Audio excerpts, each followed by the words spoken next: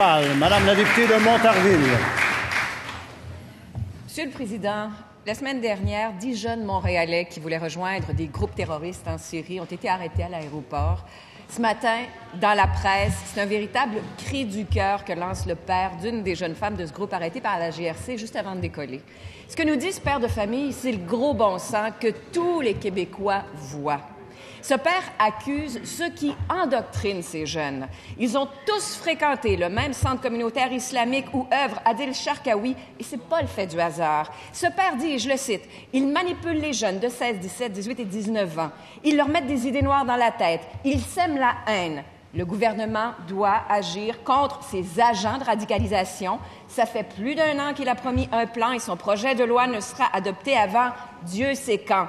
Alors, on fait quoi entre-temps pour empêcher ces enfants de partir? Madame la ministre de la Sécurité publique. Oui, Monsieur le Président, je comprends que la question de la députée, c'est une question qui est vraiment d'actualité. C'est correct qu'elle la pose. Mais j'aurais pensé que, puisque la collègue de Tachereau a posé la même question, elle aurait au moins écouté la réponse que j'ai donnée, Monsieur le Président, et je vais répéter la même chose.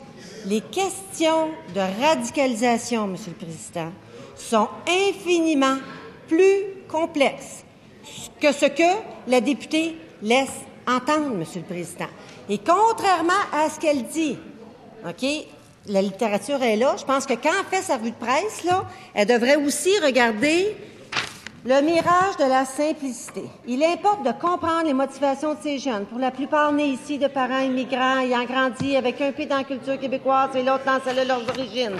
On dit aussi un peu plus loin dans l'article, le phénomène d'endoctrinement auquel on assiste incite tous les établissements d'enseignement à la vigilance. Le principal défi consiste à détecter les signes de radicalisation sans tomber dans le profilage et l'exclusion.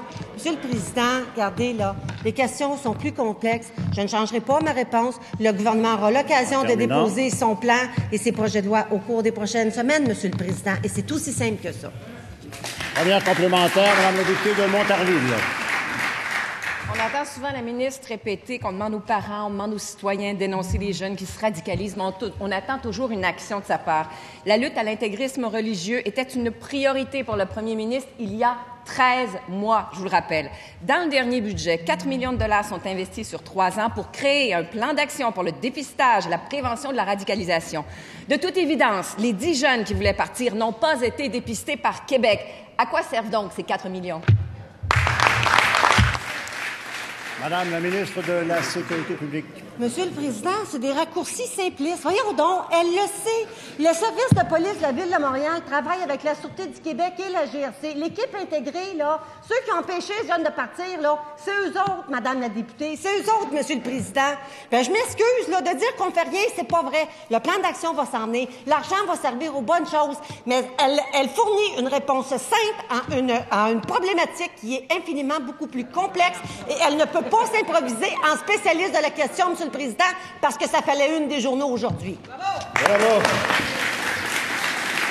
Deuxième complémentaire, Madame la députée de Montarville.